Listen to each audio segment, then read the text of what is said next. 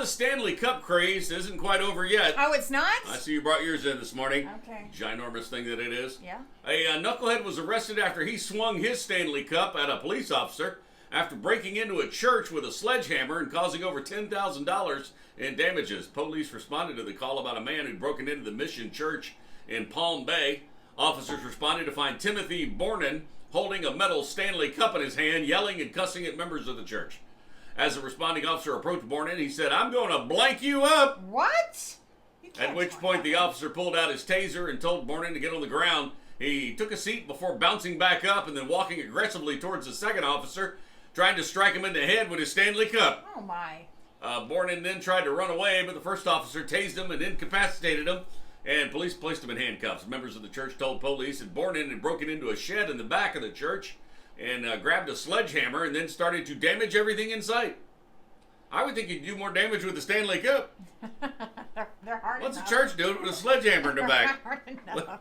My gosh. Yeah, these things are One weapons. survived a car fire.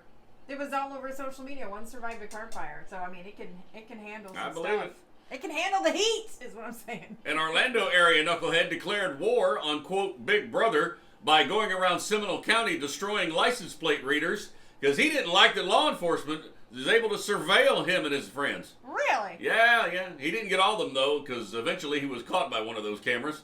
35-year-old Eric Fiedler, was arrested and charged with 22 counts of property damage along with theft and burglary. Police started noticing missing traffic cameras. About a week and a half later, 8 more went offline. Investigators reviewed surveillance footage and saw a Honda minivan in the area and a man on a bicycle near the cameras. Recently, police deployed a helicopter to track the minivan and watched as it drove to 6 locations where cameras were installed. They saw Fiedler get a bicycle out of the vehicle and ride up to the cameras where he dismantled the readers using a drill. He then started removing equipment. Mr. Conspiracy Theory was interviewed by a local news reporter just recently about license plate readers, and he said, quote, "When you realize you're being tracked every day and going to the grocery store or church or school and you don't have any say in it, it's a little concerning to me." Oh.